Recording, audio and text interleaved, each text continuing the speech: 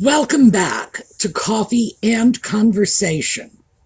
So, for all you Audie fans, he's not here right now, and my bed is still not made today. These are related concepts. I went in because I thought, bed's had a chance to air out, and there he was in the middle of the bed, just snoozing, and I didn't have the heart to move him. So I sort of snuggled some blankets around him, thought, I'll come back later after he's had his nap. I went back later, still snoozing. I snuggled more blankets around him. And that's why my bed is unmade, but my cat is blissfully happy. Yes, I know I am a sucker, but I got a happy cat.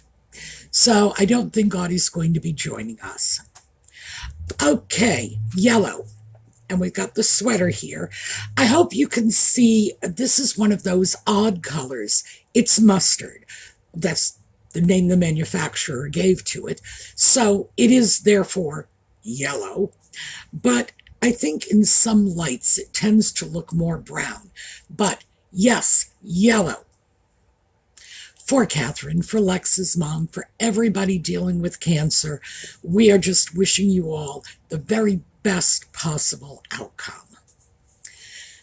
So, when we come back from the intro, I thought we would talk about something that I just want to complain about, but since I think the complaints may prove to be valuable, I'm going to share it with you all. All right. 22 seconds.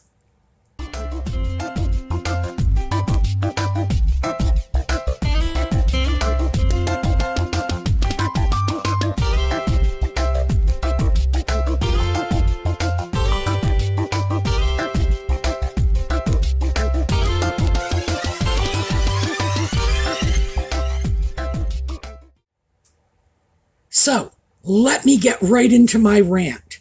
You see this? Let me see if I can get that so you can see the holes. Yes, I'm pretty sure you can see those holes.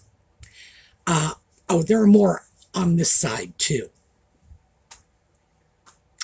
Cashmere sweater, holes. It's my ex-cashmere sweater. It is my former cashmere sweater. And it is toast now. Not done yet. This one, and I'm sure you can see the holes. This is a cashmere t-shirt. It's lightweight, holes. So in the last, I guess, 2 weeks, and that's about how long it's taken, I have got 2 cashmere sweaters that they're not even fit to be donated. This one, the first one I showed you, is large. It's a long sweater, and I have photos of everything. Let me show you the photo. As you can see from the length of this sweater, there's a lot of fabric here. And this one is only torn up on one sleeve. So I may just fold it up, stick it in my sewing basket, and see if I can't use the excess fabric for something else. The smaller one, again, picture, the smaller one, no, it's hopeless. There's not enough of anything to be saved from this. The holes are all over the place. So how does something like this happen? By the way, those 2 pieces are less than a year old. So this is not extreme wear or abuse. And it's not moth damage either. They were stored separately along with other wool and cashmere items that have no such damage. This was just poor quality fabric. And hard as it was for me to accept that, to just bite the bullet and say, yeah, boy, you screwed up when you bought those. That is the bottom line. The reason I am willing to try to save the fabric from the larger sweater is because the sleeves are cut from separate pieces of fabric, and only one sleeve is damaged. The rest of it is fine. So maybe I can keep that fabric, reuse it for something. I at least have to try, because it is into the landfill otherwise. Now, with cashmere, I don't mind so much. It's perfectly biodegradable, because they are 100% cashmere.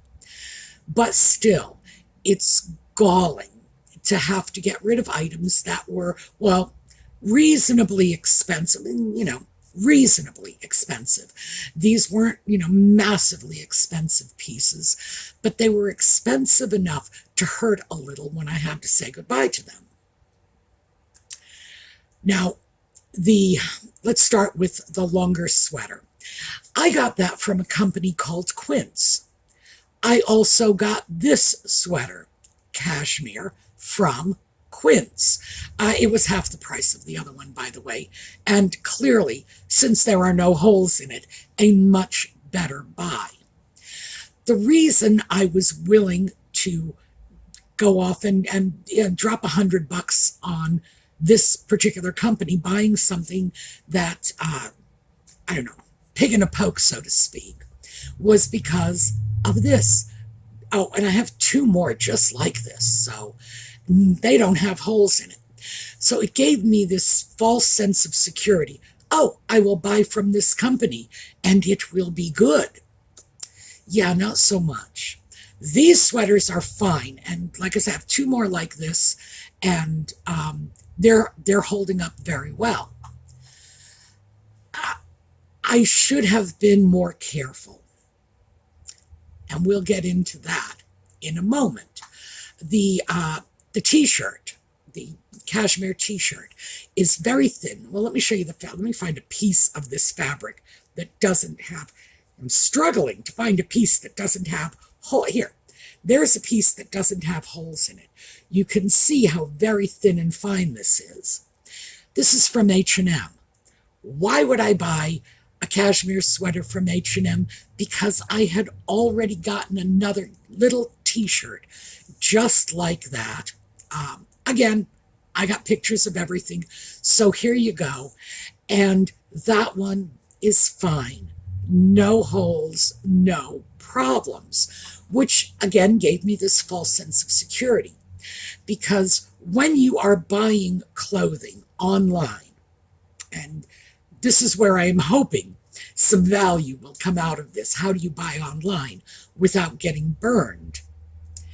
You have to trust the retailer, or conversely, you can mistrust the retailer, but you have to get a good enough value for your money and a long enough return window in which you can try the item on, wear it around, see how well it's holding up, to make it worth the gamble. So, H&M, I don't have a lot of confidence in them. They are fast fashion merchants, but I've been able to get some really good deals from them simply because I tend to shop for fabrics. I go on that site. If it's polyester, nope. And I stop and say, oh, this is wool. Let's try it. And I have gotten some good bargains from H&M. Also, they have a full 30-day return window, which means I can try things on, wear them around for a few days, get some idea of how well they are holding up. Unfortunately, with that t-shirt, I was misled by the fact that its darker cousin held up very well. Obviously, it's not the same fabric. Yes, they're both cashmere. Theoretically, they are the same sort of fabric, but they're not from the same bolt, because one is dark, one is light. I should have known that. And even if they were identical in color, they may not be from the same bolt. So you are taking a chance. Either you trust the merchant on one hand, or you're getting a good enough deal to warrant the risk on the other hand. And in this case, yeah, this was not a good deal. I did what I was supposed to do and started off not like buying 90 pieces from either of these retailers because H&M, yeah, fast fashion. Quince is known for their bargain clothing, silks, cashmeres, wools, good quality fabrics, bargain basement prices. You can do well shopping places like that. I think this sweater and its two other little cousins in the sweater box were good bargains. But when I branched into that third style, no, it just didn't work out so well. Now, there were other mistakes I made in this. I got these sweaters in the summer, so wearing them around the house for a large part of that return window period just wasn't practical. We had a brutally hot summer this past year, and it was over 100 degrees many, many days. So, yeah, I wasn't going to put on wool sweaters. That wasn't happening. The problem is, I should have thought that through and not bought wool sweaters in the summer. But then we go back to what kind of bargain can you get, and if it's a good enough bargain to justify the risk. Regardless, I should have been a smarter shopper. Absolutely. There were some things I did right, but there were some things I did wrong too. This piece, this is the little t-shirt, and it's incredible how many holes this thing has.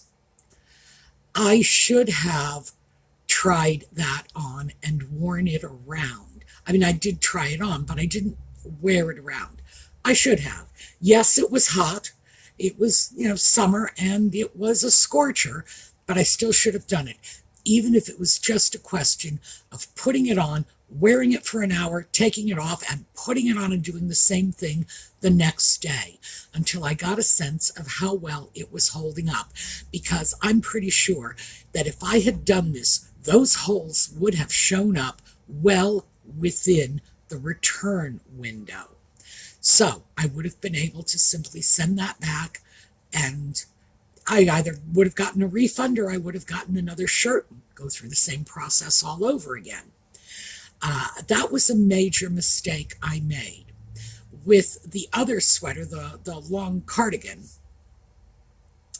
I don't know. I kind of thought I did everything right. I tested this retailer. I got some pieces of the same sort. Everything went well. And then, you just branch out into another style, maybe? I don't know. The problem is, of course, Quince is off my buying list now because I'm not okay with that. I am very clear about the fact that, as I say, this is not damage. They didn't get snagged on anything. There are no moths. Practically everything I own smells like mothballs because I do store things carefully. It's just the fabric has started to deteriorate. This is that sort of old age crumbling.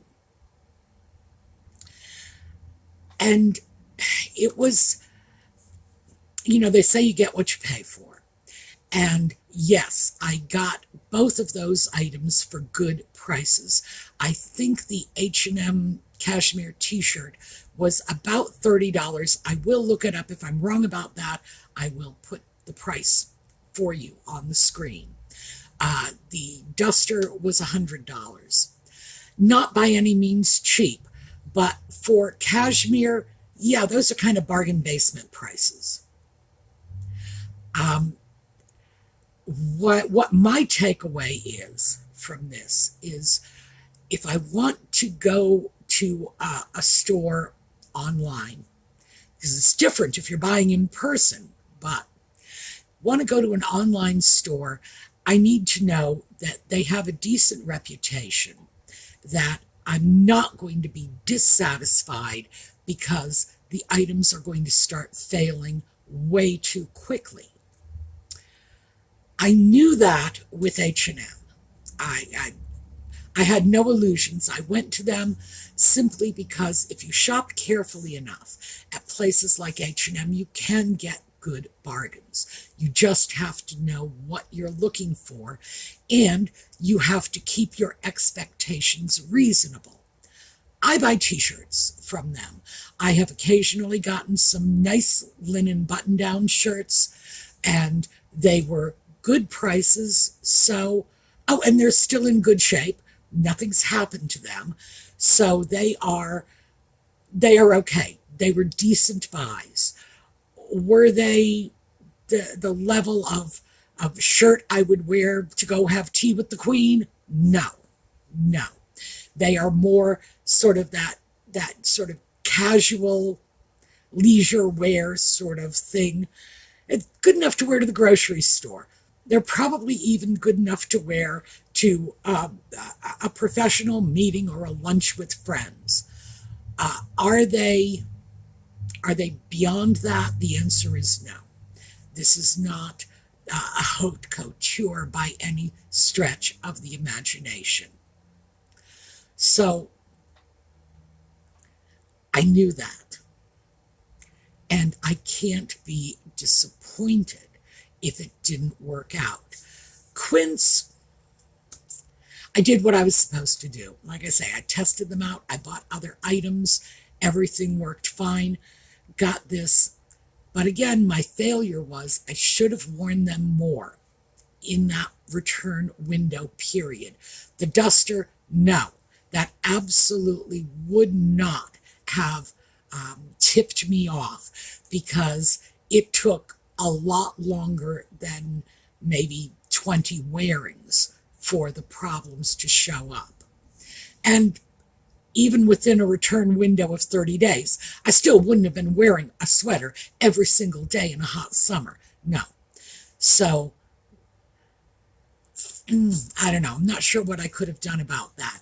But there are things we can do to protect ourselves when we're buying online.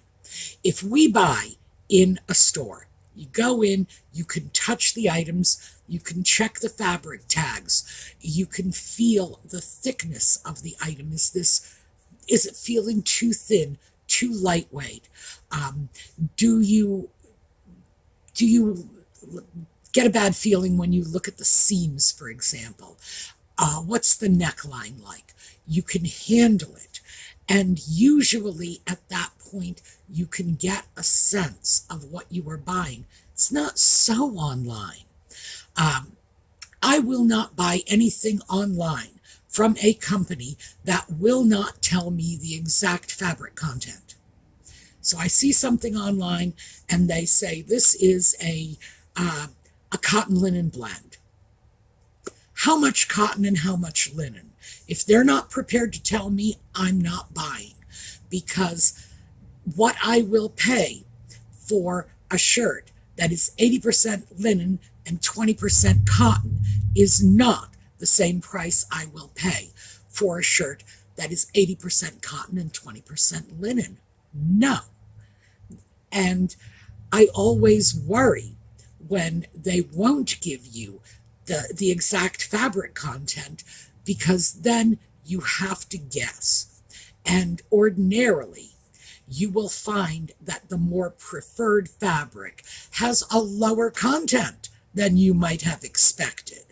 So I won't do that. I need disclosure from the manufacturers. It's not always a guarantee, but it helps. I also look very carefully at all the pictures, because, you know, I'm like David Beckham level anal about this. I save all of the pictures and I get them from the websites I buy from and throw them into my folders so that I have everything documented. I put everything in there, where I got it from, what year. I don't put the month. I should start putting the month. David Beckham would be so ashamed of me. I put out what I paid for it. If it's on sale, I will put what I paid and what the regular price is. So I keep all of this information. And of course, the fabric content. And when I go through these pictures that I'm saving, I take a very close look at all of the different views of the model in the item. You know, they're showing the model head on.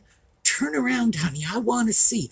I want to see the stress points. I want to see if the fabric is looking thin on that model's shoulders. I want to see if the pictures look edited. That's a big one.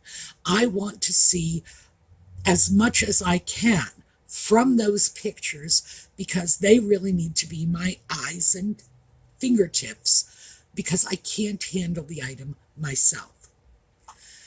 When I get something, and I will always do this, I always check it out very carefully. I look at the stitching, the seams.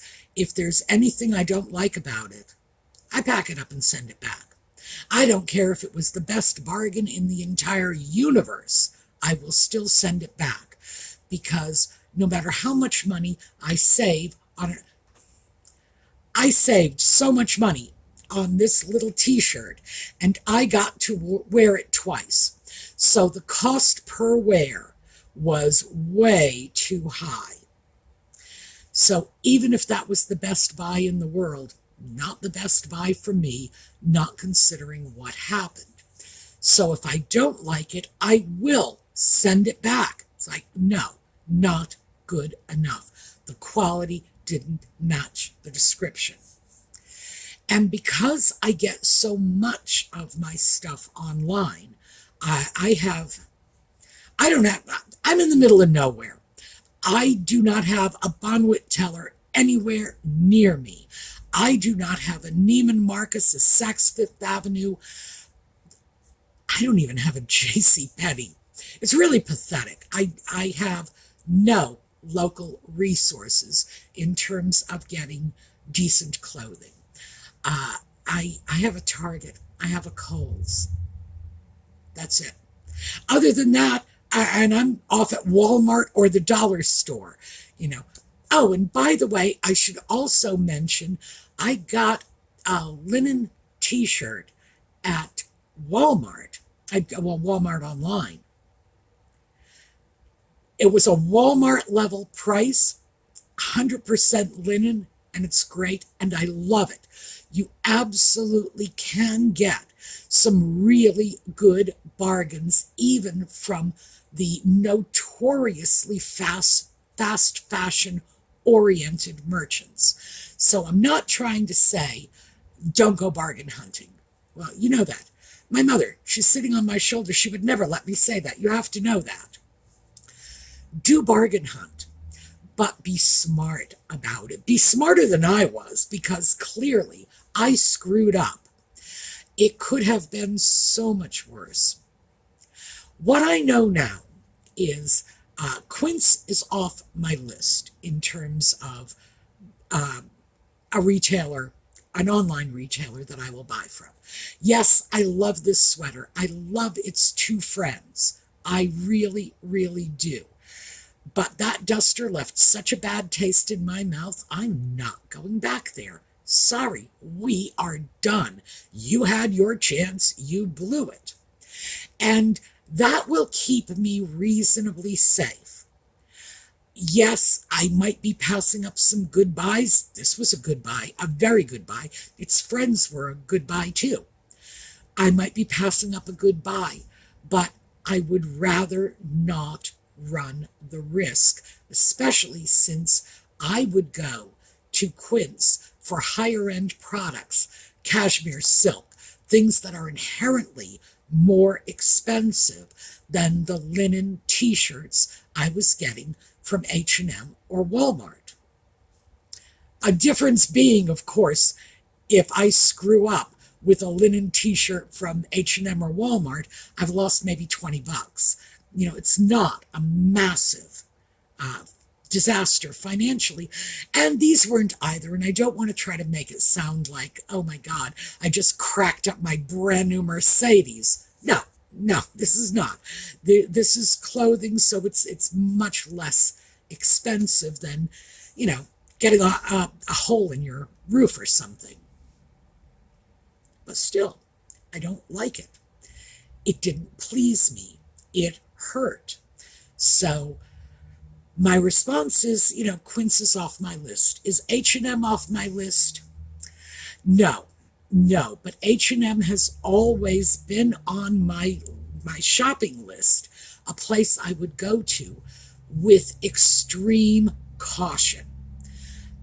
If I go to H&M, I am expecting I am going to have to prowl through their stuff very, very carefully. But I'm doing it online, so that makes it easy. I can at least, grab myself a cup of coffee while I'm doing it.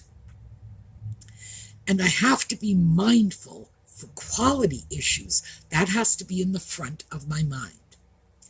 So will I still buy from H&M? Maybe. I don't think they're off my list for good. Will I be getting more expensive pieces from them? Not very likely, even though that other cashmere t-shirt, the one that matches this, the black one, it's beautiful, and I love it. And if all goes well, I will have that for years to come. I am just going to accept that one t-shirt was a great find, a great bargain, and move on. I'm not going to sit back and allow that to dictate my thinking. So, oh yeah, I got one great bargain from them. Let's try this, let's try that. No. So that's what I'm taking forward with this. I also, I got another cashmere sweater from another company. And we are still within our return window. I'm still wearing that one around the house. But so far, it's doing very well. I hit them on sale, so it wasn't that much more expensive than this Quince duster. But obviously, it's a better deal if I can get more wearings out of it. Because now we go back to the whole cost per wear. And if the cost per wear is low enough, you have to decide for yourself, at what point can you look at something and say, okay, cost per wear is down to, say, 50 cents a wear, meaning if it drops dead tomorrow, I can still say I got my money's worth out of it. I'm a very hard bargainer when it comes to that because, as I've mentioned before, I have a couple of shirts in my drawer that I have had since 2018 or 2019, pre-pandemic. I have pre-pandemic shirts, and I practically live in them all winter long. And the cost per wear is so low, and I've said this many times, they're practically paying me to wear them. At this point, the cost per wear is free. If something happens to them and I have to get rid of them, it will not represent a financial loss. It will represent an emotional loss because, believe me, after 6 years, I've become very personally attached to these. It's like I'm going to give them little names and throw them birthday parties because they've been part of my wardrobe for so long. And I would miss them terribly if they were gone, but it would not be a financial issue if they were gone. It wouldn't. But everyone has to decide for themselves, what is your cost per wear threshold? At what point will you look at something and say, I've gotten my money's worth out of it. If it doesn't last another season, I'm okay with this. Now, you can apply that not just to better items, but to fast fashion as well. Cost per wear with fast fashion going in is going to be much lower. If you can get a $5 or $10 tank top, oh, by the way, I buy those. I have a drawer full of cotton tank tops from Target that I usually pay around $6 to $8 for. And they are workhorses in my wardrobe because I layer in the winter. Oh my gosh, I shouldn't do this, but I'm going to. Tank top. I layer in the winter and I will wear them all by themselves in the summer. So, oh, that tank top, by the way, that was one of my $6 Target tank tops. I wear them under other things as undershirts in the winter. They are standalone garments in the summer, and I absolutely get my money's worth from them. Are they fast fashion? You bet they are. But they are cotton tank tops, 100% cotton, and I'm getting such good prices on them that I'm okay with this. And we've talked about that before. I've come to the conclusion there is a place for fast fashion. There has to be some options out there so that people without a lot of resources can get nice clothing. And here's the thing. When I was young, and I know a lot of you are my age, so you are going to remember this. When we were young, you could almost always tell the kids who were not as well off because their clothing showed it. I don't think that's right, because children can judge other children on all kinds of things, and economic prosperity.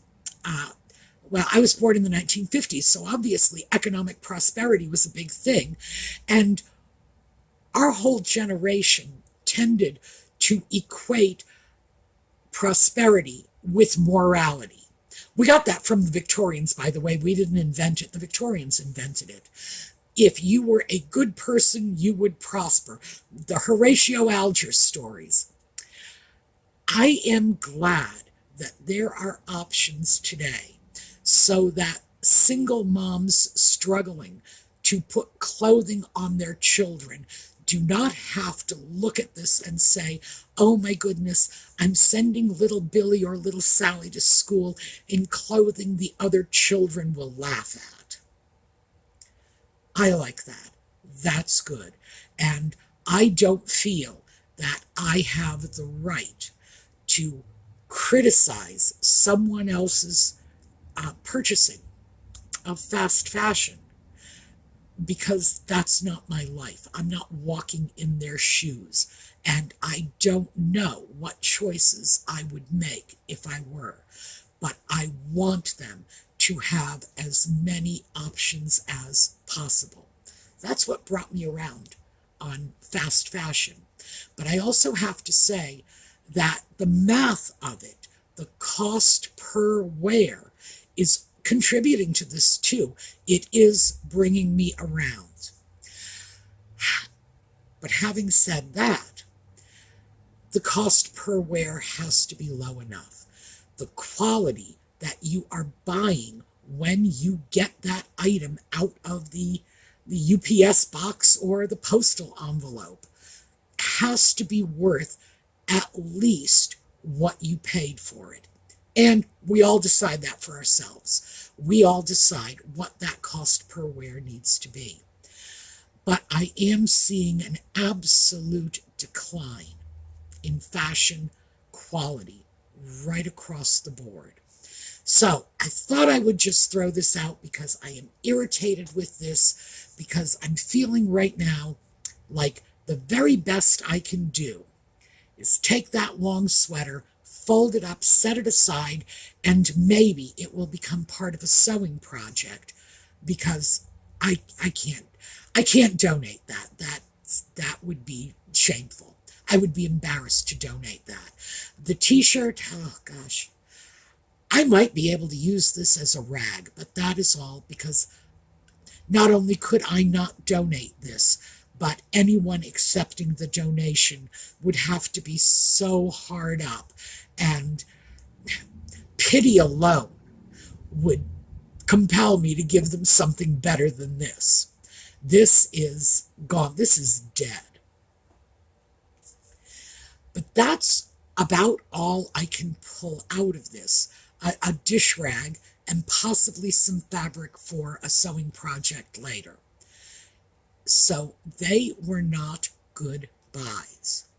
I thought I was doing everything responsibly and carefully by testing out the companies and making sure I was examining things carefully. Is it the right quality? My screw up, the major screw up, was not wearing that t-shirt through the course of that first month when I could have returned it. That was my big screw up. Other than that, I need to be a lot more mindful. And I'm probably going to have to be far more cautious when I am dealing with companies that have really good discount pricing. I need to reset my expectations, but are these companies from which I should be expecting to buy items that will be in my wardrobe for several years? I don't think so. I think that's something I need to sort out. This, by the way, I mentioned this, and I've got two others. Cashmere quince, $50. So far, it's looking like a good deal. If I can keep this and its two friends in my wardrobe for at least 2 years with regular wear, I will probably be pretty satisfied. Am I expecting that they will be in my wardrobe for 10 years? No, I mean, I can hope, but it's not my expectation. Then I'm going to have to pull back and ask myself, was it really the smartest expenditure of my money? Would I not have gotten more simply rolling the cost of all three of those items in together and going off and getting a very thick cable knit sweater from Australia? That would be very nice. Australia has great wool, by the way. So does New Zealand. I like wool, which is why I pay close attention to this. But yeah, I may have been better off, and I'm going to have to think about that. But you are too, because we're all in that marketplace. We are all facing the same issues. And the simple truth is that, yeah, clothing is a lot cheaper than it used to be. A lot cheaper than it used to be. But it's also a lot shabbier, and there is that planned obsolescence. When they make the clothing, they know it's just not going to last. And if we're looking for something different, we have to be shopping a lot more carefully. Okay, so that is my rant. I hope it has been helpful, because I'm sure I am not the only one who is forced to buy online these days. And many of us have been since the pandemic, when we saw the stores around us closing, and we just can't shop the way we used to. But frankly, we can't shop the way we used to. We are not going to get those nice, high-quality items that we were willing to pay more for. They're really just not there anymore. All right. Audie the bad cat is still, as you can tell because he hasn't come out, is still sleeping, probably all snuggled up in those blankets. I have a feeling my bed is not going to get made until 30 seconds before I crawl into it tonight. So we're going to take a look at a slideshow on the way out. Hope to see you all tomorrow. In the meantime, have a terrific day.